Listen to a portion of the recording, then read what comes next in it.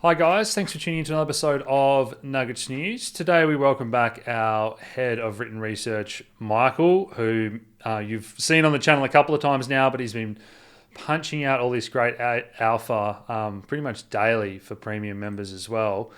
Today we're going to cover the coming supply shock for Ethereum. You know, the Bitcoin ETF's been performing really well. We'll talk about your theory on how that's wrapped Bitcoin for Wall Street, basically. But we're going to also cover some of the Ethereum improvement proposals that are coming along, some interoperability stuff, liquid restaking, and some of the work you're doing introducing blockchain to the Indonesian government. So welcome back, Michael. Hey, thanks for having me. Good to be here.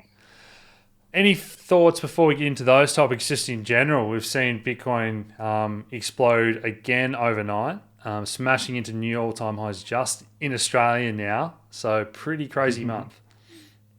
Yeah, I'm struggling a little bit on the sleep because I was up late watching that. I was going to see if we were going to break all-time high last night, but we got it here in Australia and about 30 other countries. But yeah, I think it's just a matter of time before that 69K gets taken out. But it actually doesn't need to be 69 because of the slight inflation in supply over the last few years, it's actually 65 would be all-time high market cap. Yeah. So we're not far off. Fantastic stuff. Do you want to share your screen and we'll start running through these different topics for people at home? Yep. I'll just pull that one. Yep, gotcha. Fantastic. So, Yeah. far away. Yeah, so as we talked about, we can see obviously Bitcoin has been raging, and everyone's kind of been thinking, playing that game, like, am I gonna take profit? Am I gonna wait for the pullback? And it's just kept chugging. So you've actually done a lot better just sitting and not trying to swing trade it, I think, unless you're like a pro like Kyle. But for me, I'm not a pro and I'm not a trader and I'm not a chartist. So I'm following the Raoul Paul methodology here. I'm just like, don't stuff this up. Like, Yeah. and so I think time in the market better than timing the market for most of us. And so yeah, it's just kept on going. So we'll see where it comes to from here. But you touched on it already. Yeah, like I think the halving has been the big checkpoint that we've always been looking for. But from now on out, it seems like that the ETF has been a bigger deal than what we anticipated, and this might be the actual start date where we measure the bull market from.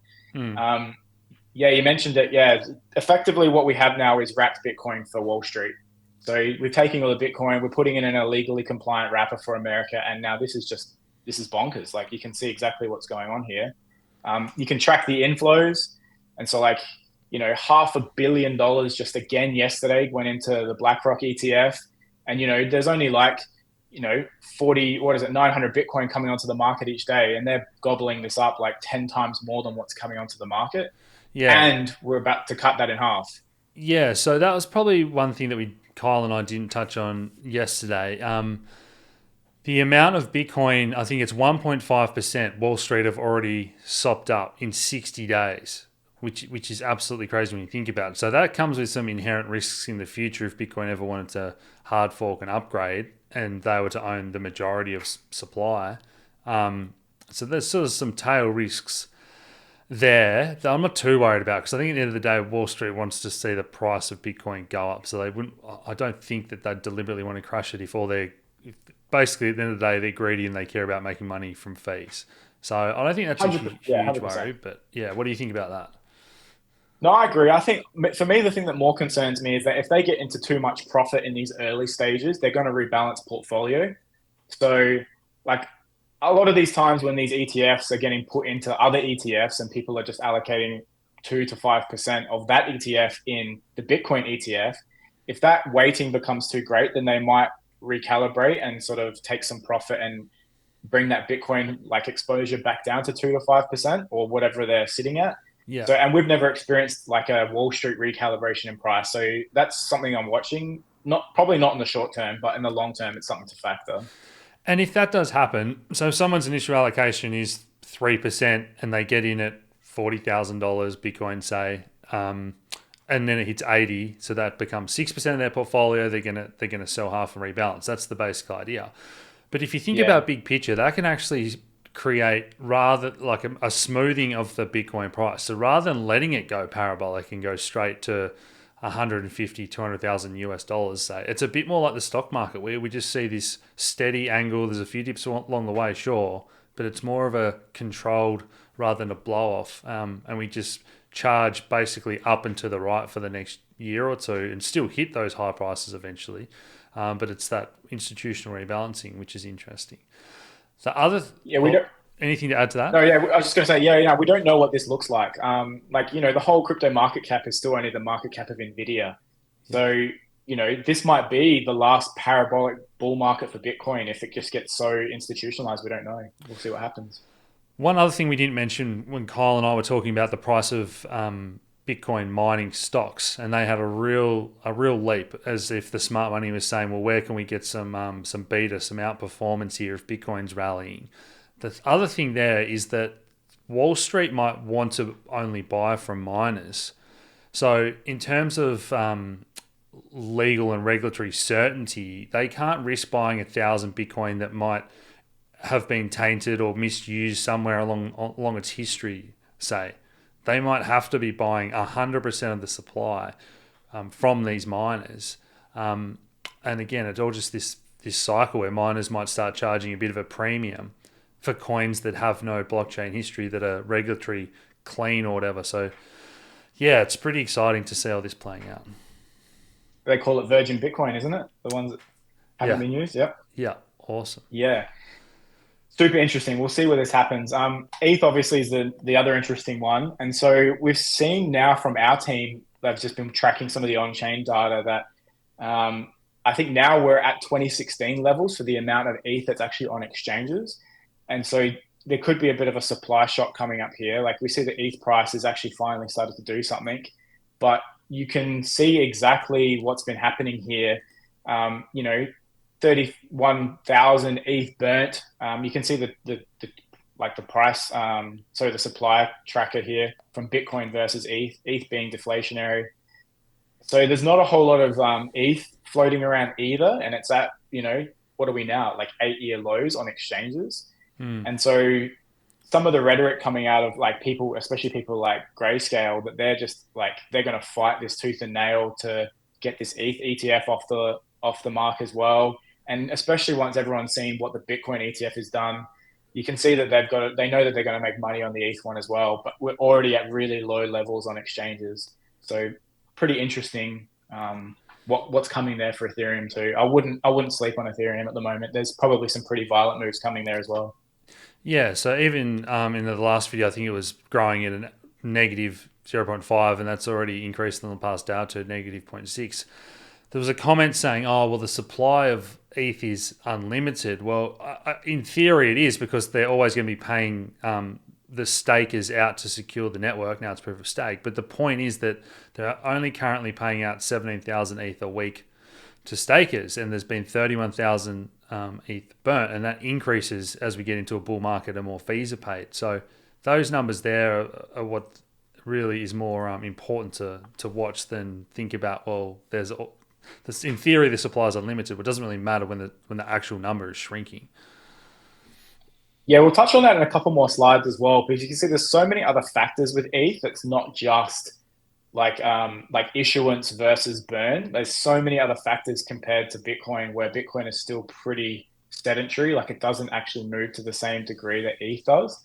So, I mean, who knows what happens there? Like, I think we even hear Eigenlayer obviously is the big play. And for those, this is pretty complicated for those that are relatively new here or haven't spent hours deep diving it. So what Eigenlayer is done, and we've got an article about this for members on the Nuggets News platform, but effectively it allows people to stake their ETH, and they do receive a liquid staking token. But then this allows the Eigenlayer to then go and secure other parts of the ecosystem as well. And we've seen this with Lido, Lido and their liquid staking token. Now we're up to something like 33% of all ETH is either staked and liquid staked and restaked. Sorry. So restaking is the Eigenlayer, liquid staking is Lido. So it allows you to restake staked ETH. So you stake your ETH, you get given a liquid token, and then you can restake that liquid token to add security elsewhere, and then also to receive more yield. So 33% of the supply now is staked and liquid staked, restaked. And this is getting pretty wild now. Yeah, and you're saying it's like is it similar to rehypothecation in the traditional, I guess, financial world, and does it have that element of Ponzi to it? Well, yes and no. I mean, as long as it's always one to one backed in each thing, the question becomes if one protocol fails or gets hacked and drains all the ETH out of it, and then there's liquidity for them to sell that somewhere else. And so, in theory, they've lost some value that other protocols are relying on to be there. So you're not creating new ETH anywhere. It's more just the other, I guess, fringe dangers. Would you agree with that, or? No, 100%. It's just adding other hurdles that need to be jumped, and so there's other, I guess, things that could go wrong. If you imagine yourself, you're running a 100-meter sprint like hurdles. It's just another hurdle of something that could go wrong. Like, because now we're relying on other protocols as well besides just the ETH protocol. Yeah. But like, if you can double yield, you can get yield from ETH. Like, effectively, ETH becomes what I think Raul Paul again calls it the internet bond. The fact that there's just like a base level of like of revenue of yield that you can get on your ETH, but still be liquid and then do other things with it, and the ETH still becomes useful. Because you think every single time you do something with your asset and you stake it, you're taking away one of the features from it, and so what you're left over with is inherently less valuable, I guess you could say, for lack of a better word, because now you've taken the ability to stake that ETH away. But with liquid staking, it's now re-implanted that back in. So now your liquid staked derivative is just as useful as the original ETH, and you're gaining that yield from it. So yeah, it's wild what people come up with. I'm trying to think of maybe a real world example for people to get their heads around. It might be, say, having a lot of money in a bank account where you can now get, say, 5% interest in a high interest savings account. And then people can go and say, well, I'm going to offset that in my mortgage or something, or I'm going to go offset that against the rental property when the rental property is giving me a 10% yield, using that capital that's also getting 5% yield. Something like that is, I guess, maybe an equivalent for those people coming from the traditional world. Yeah, because it's still capital, and so but it's making the capital still useful. It's not getting tied up in one spot. Yeah. Like, liquid staking isn't just on the ETH network as well. So like Stride is the liquid staking protocol for the Cosmos ecosystem. And this is pumped as well, like recently in price. And so if you've been involved here, there's been all sorts of airdrops, and anyone who'd been using Stride has done very well. The same thing with Solana and like Jito. So I know, one of the guys that works for us, he got a mortgage deposit straight just out of his rewards that he got out of Jito because the fact that he was liquid staking his Solana there. And this was one that I think a lot of members got, didn't it, when we covered in the possible airdrops guide or whatever pretty early on. Yeah, so that was a juicy one. And I'm also looking here at Bifrost. So this is a relatively unknown one, but Bifrost is a Polkadot liquid staking protocol, but it doesn't just restrict you to just like Polkadot networks. You can actually also liquid stake ETH and a bunch of other, like Filecoin, Manta, which is now also an L2. It's a Polkadot parachain, but it's also an L2 on Ethereum.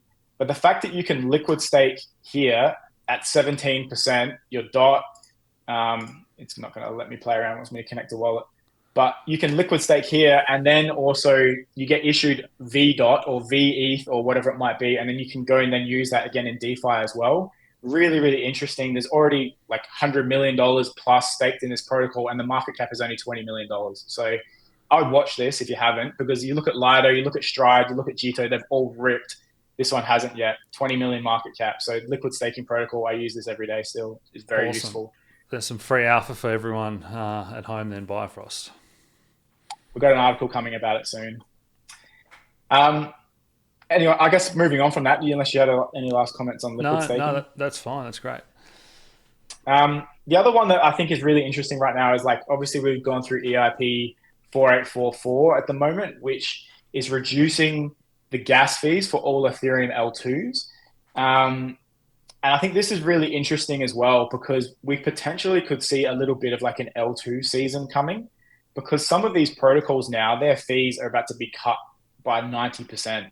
And so anyone who now historically has said, oh, Ethereum sucks because it's just expensive or rich guy chain, is literally like, it's a redundant argument now. Like, you don't even have to touch the Ethereum mainnet anymore. You can just be using L2s, and they're going to be cheaper than cheap to use. Like we're talking like a matter of cents or fractions of a cent, depending on which L2 you're using.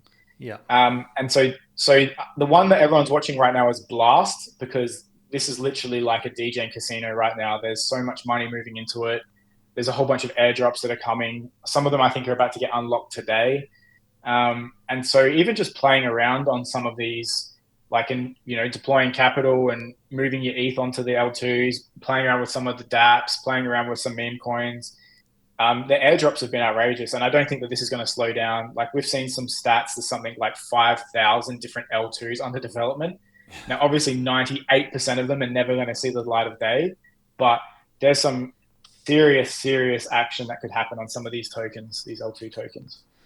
Yeah. Great insight there. I think one thing that like there was some commentary as well from the community was that like these are just governance tokens because you're not using them for gas.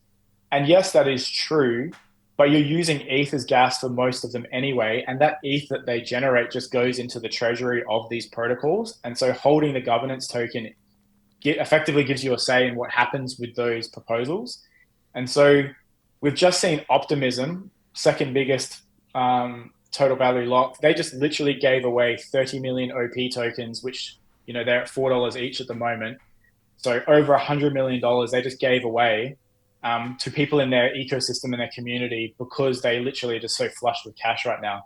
And they're just trying to continue to grow that. So I would say that there's the probability of a bit of an ETH L2 season coming as well. Yeah, and that all that money that they're flush with that they're paying out helps develop new projects and get people interested. And the same thing is going to happen in the Bitcoin Layer 2 world. Some people are saying, "Oh, what are the tokenomics that great?" And I guess the counter argument is, well, they don't really need to be. Optimism and Arbitrum and these projects don't really have the greatest tokenomics of all time compared to all the projects in crypto. But if they're if they flush with cash, they're paying out rewards, they're giving airdrops to token holders of that ecosystem.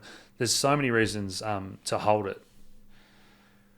Well, look at Uniswap. Like Uniswap, how many years has Uniswap been around for now? Like 6. Yeah. And they literally only this week have just turned on fee sharing with their token. Like up until now, all it has literally been is just a voting token.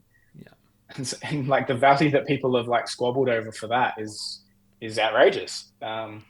So some of these things can do some wild things. This is crypto, but there is an economic model to holding these tokens, and they do have value because you do have a control in that network, and the revenue isn't just hoarded; it is shared with the community.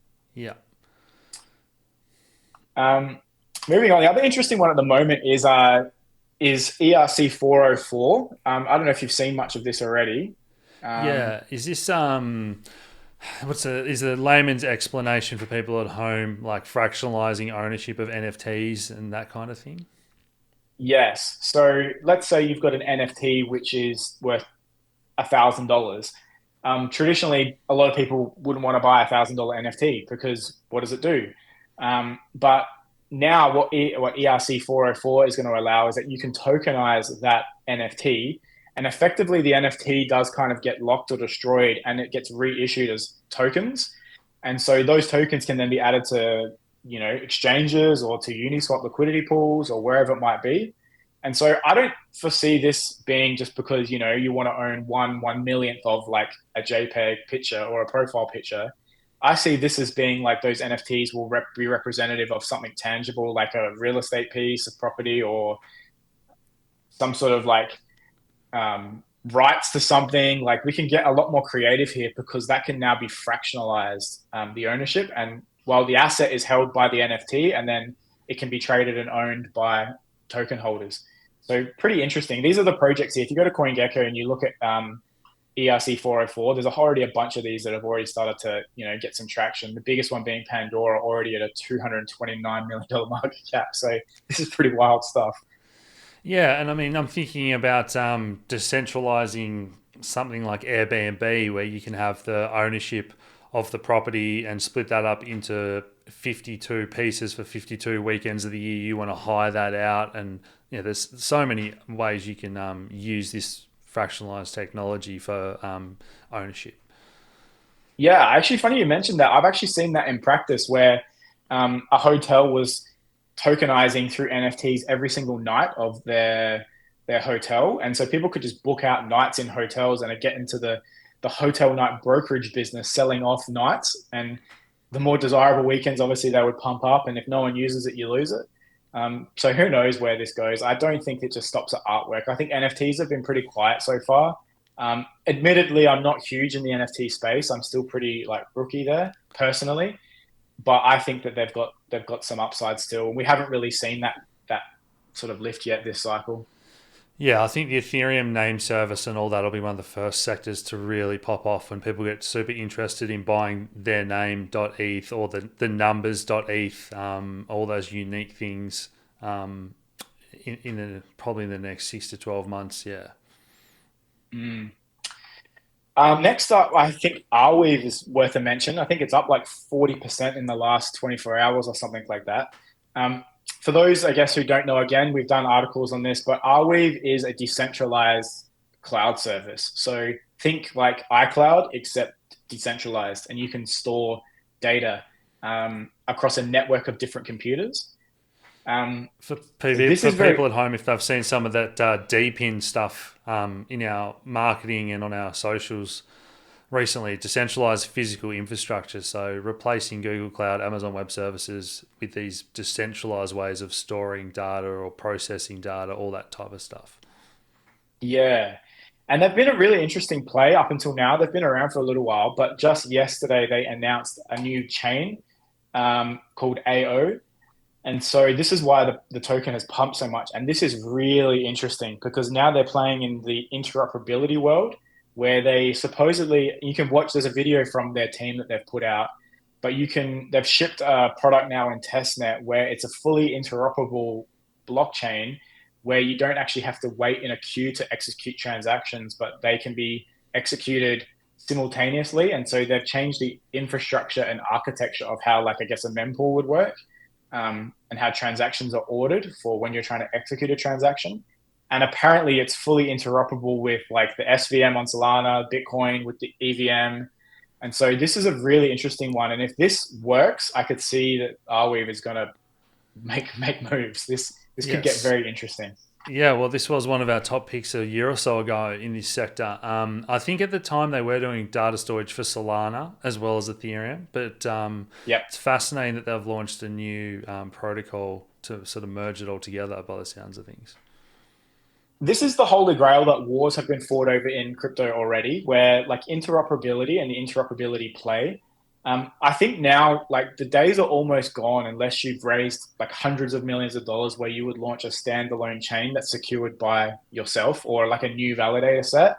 Most projects now are either like building in one of the existing ecosystems, e.g., you're an ETH L2. I mean, we've even seen like BNB Chain has launched an ETH L2 using the Optimism stack.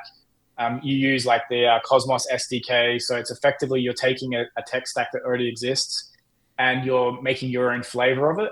Chainlink CCIP is doing this, where Chainlink wants to actually link all blockchain or EVM blockchains together. So it's almost like you're using one chain. And this was the whole ethos originally of Polkadot as well, to be a layer zero, the layer zero project itself. So interoperability has been a huge narrative that so many people have tried to get right. And it's really interesting. I think that this cycle we will achieve it. Everyone knows I'm very interested in the Polkadot ecosystem and what they've done with their new Polkadot 2.0 roadmap. They've allowed it so that they actually want to be an interoperability bridge between all the Ethereum L2s. So they would actually work as a layer zero for interoperability of Ethereum. Super interesting stuff. So, but yeah, I would pay attention to what AO does from Arweave. Fantastic. And we might get into some more of that Polkadot stuff and some of the stuff you're doing that in a second. Do you have anything else before we get to that, or? No, I think that's probably about it for me. So you alluded to it just now. Full disclosure, I'm on the founding team of this project. And so I'm hugely biased here in why I think that this is a good idea. But so I'm based over in Indonesia. I'm based in Bali. And so I have another founder, my partner. So what we've done over here is launch Mandala Chain. So what Mandala Chain effectively is doing is we've seen that like a lot of different countries have different economic systems for trying to interact with their government or with retail in like Web 2 type sort of things. So for example, like Estonia has their e-residency, where you can actually vote on proposals all from your phone. You have a little card and you can, like, it's very, very tech savvy. I know in Australia we have like a web application or a mobile application called MyGov, where you can actually hook up all your tax services or your health services. But in most South Asian countries, this has been a hugely fragmented issue. And in Indonesia specifically, a lot of all the provinces won't data share with each other, and a lot of the other industries won't share data with each other. And so with Mandala Chain, we've actually signed agreements with several government agencies and departments already over in Indonesia to build the government services infrastructure. And so there's already about 8 different applications from government services that are building on the chain, from decentralized identification to health records, to banking records, to different like local government services and all of their bookkeeping and all of like their legal compliance. All being built on top of Mandala Chain. And the idea is that it will be a proof of concept that you can take to other countries as well. But Indonesia's already signed on. And what makes it interesting, I think, is that most existing blockchains, they're blockchain to customer. And so you're trying to get customers to use the chain. And so a blockchain effectively works like a shopping center or a mall where and you're trying to get dApps, which are the shops that come and open up inside you. But most malls have like a key tenant, whether that's like a Kmart or a Target or, some sort of department store, to try and bring attraction in. Well, Mandala Chain, the key tenant will be government services. And so anyone who's wanting to deploy like a DEX or a game or an NFT marketplace, you know that there'll already be users, and there's 280 million Indonesian users that will be using the chain because they need it for government services. So we've got a lot of builders who are building at the moment, like a lot of like normal sort of consumer facing dApps that'll come on. So yeah, this is something that we're building at the moment. Which, And you got the disclosure Polkadot grant the other day, or? Yeah, so at the moment it's in auction to become a Polkadot parachain.